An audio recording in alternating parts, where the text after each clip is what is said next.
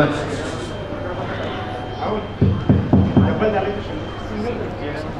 प्रत्येक जण टावर ठोकतो आणि आम्ही कुठे गेलो. प्रत्येक जण टावर मुंबई आमची, अरे मुंबई आमची, आगरी कोणाची आहे. बरोबर आहे रे. त्याच्यासाठी आपल्याला भरपूर काम करावं लागेल. नंतर बोलतो मी त्याच्यावर.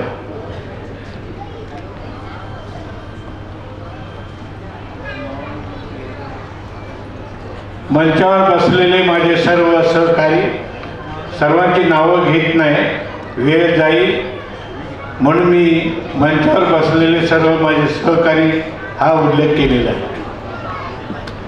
आपण सर्व आगरी सेनेचे निष्ठावंत कार्यकर्ते, बंधू आणि भगिनी, आज आपल्याला संघटना स्थापन होऊन 38 वर्ष पूर्ण झालेली. त्या 38 वर्षामध्ये भरपूर मोठमोठे आपण कामं केलेले. मग मिठाचा प्रश्न असो, हड्डी हटाव असो, बरेचसे चिरनेरच्या सत्याग्रहाच्या ते वेळेला जे हुतात्मा झालेले त्याचे स्मारक बनण्याचा असो, असे अनेक प्रश्न सोडवलेले. त्याच्यावर आपले पुस्तकं पण आपण काढलेले आणि त्याच्यावर डॉक्युमेंटरी केलेली आहे. कोणाला जर बघायचे असेल तर कळव्याहून तुम्हाला फिल्म मिळेल, ती आपल्या आपल्या भागामध्ये लावू शकता.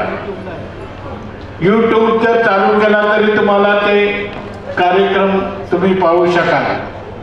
तर मित्रांनो, आज तुम्हाला मी संदेश देणार आहे की आपण एवढ्या वर्ष लढत आलो, संघटित झालो, परंतु आता येणाऱ्या पिढीसाठी आपल्याला काम करायचं आहे. कारण कारखानदारी तर बंद होत चाललेले, जमिनी बिल्डरच्या घशात गेलेली आहे. सिडको आली, MIDC आली, सगळे आमच्याच कोकणाच्या आणि ठाणे जिल्ह्याच्या जागांवर आरक्षण आले. म्हणजे ज्या भूमीवर आम्ही जगतो ती भूमीच आमच्या हातातून हिसकावून घेण्याचं काम जे चाललंय त्याच्यासाठी आपल्याला लढायचं आहे.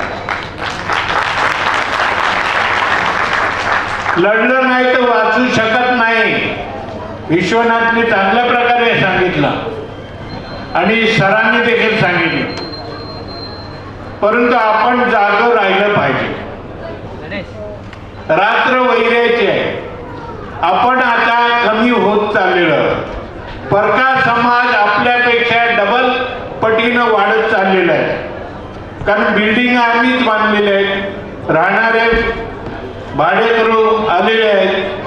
त्याला त्यांचा काय दोष आणि आमचा पण काय दोष, कारण आम्ही उद्योग म्हणून केलेला आहे. तर आता जसा मारवाडी समाज संघटित आहे त्या पद्धतीने आगरी समाज देखील संघटित येऊन आपला अस्तित्व ठेवला पाहिजे. आज आपली जी उन्नती झालेली आहे, मारवाड्यापेक्षा जास्त आपले लोक श्रीमंत आहेत, पण तो सगळे नाही. ठराविक लोक श्रीमंत झालेले, टक्केवारी कमी आहे. ती वाढवण्यासाठी आपण प्रयत्न करायला पाहिजे. उद्योगधंद्यामध्ये आपले लोक आलेले आहेत, बिल्डर लाईनला आपले लोक आलेले आहेत आणि एक वेगळ्या प्रकारे अस्तित्व ठेवून ते जगत आहे. मला गर्व वाटतो की प्रत्येक माणूस कार शिवाय फिरत नाही. ही आपली प्रगती झालेली आहे. ही कशामुळे झालेली आहे? ही आगरी सेनेच्या विचारांमुळे झालेली आहे. कारण आपसामध्ये हिवे दावे, भांडण तंटे, कोर्ट कचेऱ्या संपलेल्या आहेत आणि माणूस उद्योगाच्या मागे लागलेला आहे. ही आगरी सेनेची शिकवण. आम्ही देखील मोठे झालो कशामुळे? आगरी सेनेमुळे. का की इंडस्ट्री असल्यानंतर घरं पाहिजे, ती घरं बांधण्याचं काम आपल्या लोकांनी केलेलं आहे. आणि म्हणून आपले लोक जी आगरी कोळी आणि भूमिपुत्र आपण ज्याला बोलतो ते मोठे झाले की इथे इंडस्ट्री झोन आले, परंतु त्याच्यावर पण घात झाला. त्याच्यावर सिडको आणली, कारण उच्च समाजाला पावलं नाही म्हणून आपल्या जमिनी आरक्षणामध्ये टाकल्या. सिडको आली, MIDC आली, ती आपल्या जमिनीवर. आणि मिठाग्र देखील बंद केली आणि त्याच्यावर जे आरक्षण टाकली गेली ती पण आपल्या जमिनीवर. म्हणजे आपल्याला कोणी भिकारी केलं नाही, आपल्याला सरकारने केलं आणि बुद्धिजीवी लोकांनी आपल्याला भिकारी केलेलं आहे. पण आम्ही भिकारी नाहीये. आपल्या जमिनी त्यांनी हस्तांतर केलेले आहेत आणि त्याच्यावर कारखानदारी उभी करून मारवाडी, गुजराती या समाजाला त्यांचे कंपन्या वाटून दिलेल्या आहेत. आणि म्हणून तुम्ही कल्याण तालुका घ्या, ठाणे तालुका घ्या, कोणताही तालुका घ्या, इंडस्ट्री कोणाच्या आहेत ह्याचा आपण विचार करायला पाहिजे. तुटपुंजा मोबदला देऊन आपल्या जमिनी घेतल्यात आणि कारखानदारी त्यांची चालू आहे.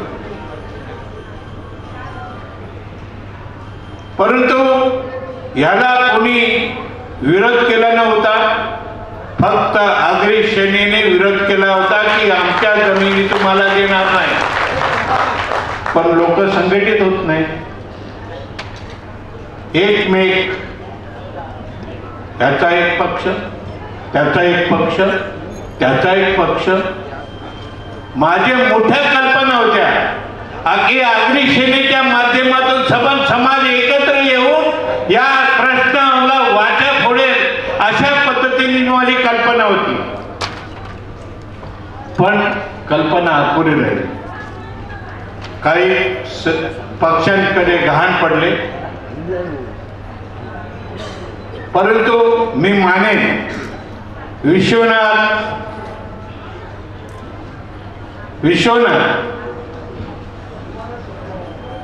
मानायला पाहिजे की त्यांनी आता दादूस वगैरे आपल्या बरोबरच आहेत. आता शिक्षण मंडळाचे आमदार देखील आपल्या बरोबर आलेले आहेत.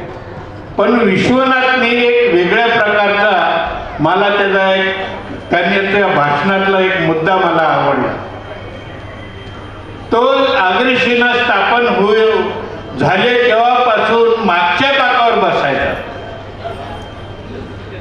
किती स्वाभिमान. मागच्या बाकावर बसून भाषण ऐकायचं आणि आज तो पुढे आलेला आहे.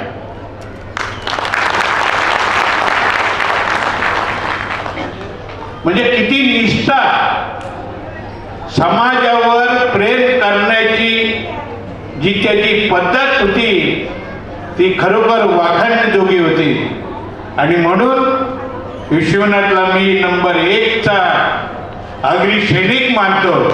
त्याच्यात काय कोणतीही मी चूक करत नाही. आपण देखील सगळे आगरी सेनेचे खंदेश आणि लढवये सैनिक आहेत. आणि तुम्हाला आजच्या दिवशी मी धन्यवाद देईन की तुम्ही देखील आगरी सेनेच्या माध्यमातून एक ध्यास घेतलेला आहे की माझा समाज पुढे गेला पाहिजे, मी पुढे गेलो पाहिजे आणि इथे वर्चस्व आगरी समाजाचा असला पाहिजे अशी भावना तुमच्या मनात आहे. जिल्ह्यात मोठमोठे प्रश्न आहेत. दुसरा समाज देखील आपल्यावर अतिक्रमण करतोय. आता वसईचाच प्रश्न घ्या ना. वसईचा प्रश्न असा आहे की 41 गावं, 41 बिल्डिंग तोडण्याची ऑर्डर काढली. बांधली तेव्हा काय यांना जाग नव्हती. ज्या बिल्डिंग तयार झाल्या तेव्हा तोडायला निघाले. आणि त्याचे मोहम्मद तगलक सारखे अवलाद 15 वर्षानंतर त्यांनी घरं तोडतात. मग उल्हासनगरचं उदाहरण घ्या ना, त्यांनी जे काही बिल्डिंग बांधल्या होत्या, मग सरकारने त्यांच्या सूट का दिली? आणि उल्हासनगरच्या धर्तीवर त्या 41 बिल्डिंग वाचल्याच पाहिजे. एक जिवंत उदाहरण आहे. सरकार तो निर्णय घेऊ शकतो. मला वाटतं आमचे आमदार देखील त्याच्यावर आवाज उठवतील आणि आम्ही देखील तुमच्या पाठीशी राहणार आहोत. कारण हा प्रश्न जिवंत प्रश्न आहे की 41 बिल्डिंग तोडायला निघालेली कॉर्पोरेशनला धडा शिकवण्याचा काम आपल्याकडनं व्हायला पाहिजे.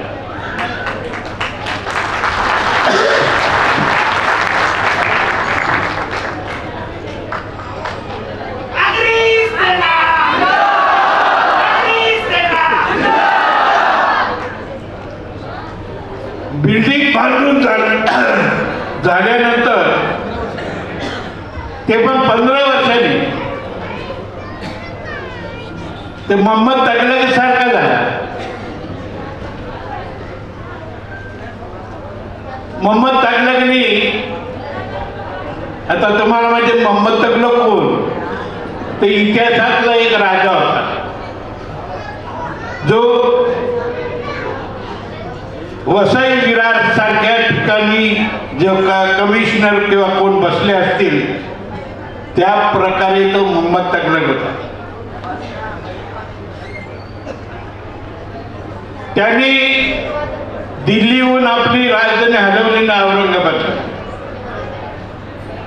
आणली. तर एकटा यायचा किंवा तुमची फॅमिली आणून बसवायची, पण दिल्लीतली लोक पण आणली, घोडे जनावरं सबन आणली आणि येता येता रस्त्यात सबन निघली.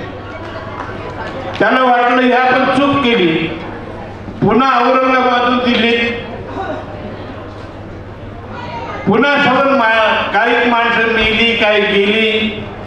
अशा प्रकारचं राजकारण, अशा प्रकारची प्रक्रिया त्या वसई विरारमध्ये चालू आहे. तर ती थांबली पाहिजे. यासाठी आपल्याला सर्वांना एकत्र यायला पाहिजे.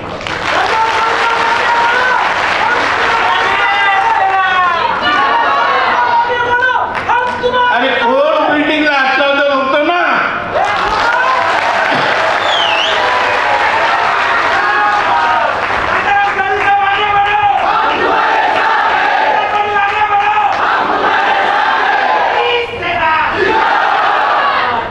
भूमिपुत्रांनी बांधलेल्या बिल्डिंग तोडण्यापेक्षा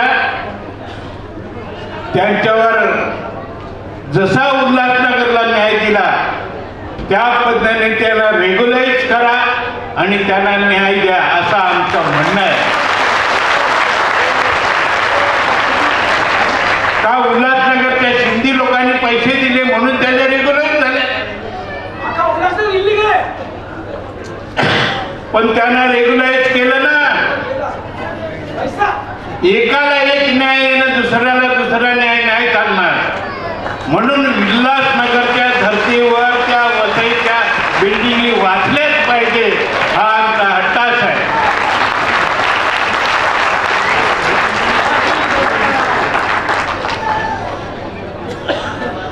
मिठागराच्या जमिनी कोणाच्या? मिठागराच्या जमिनी आगरी कोळ्यांच्या. करतो कोण? गुप्ता नावाचा एक माणूस, सगळे आग्रह त्याच्या नावावर, जमिनी आमच्या नावावर त्यांच्या. म्हणून किती मोहम्मद तगलक मी म्हटलं ते बरोबर आहे.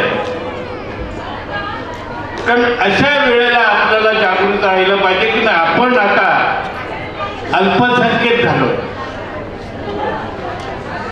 बाहेरचा बराचसा समाज येऊन मुंबई आणि ठाणे जिल्ह्यामध्ये वास्तू करतायत, वास्तव्याला आहे. त्यांच्या कंपन्या देखील तिथे आहेत, ते राहतात देखील तिथे. आणि अशा वेळेला आपण जागृत जर राहिलो नाही तर आपल्यासाठी घर सुद्धा बांधता येणार नाही. साधा स्वतःला राहण्यासाठी पण बांधता येणार नाही. आणि म्हणून आपल्या जमिनीला कोण हात लावेल त्याचे हात तोडण्याची ताकद आपण निर्माण करायला पाहिजे.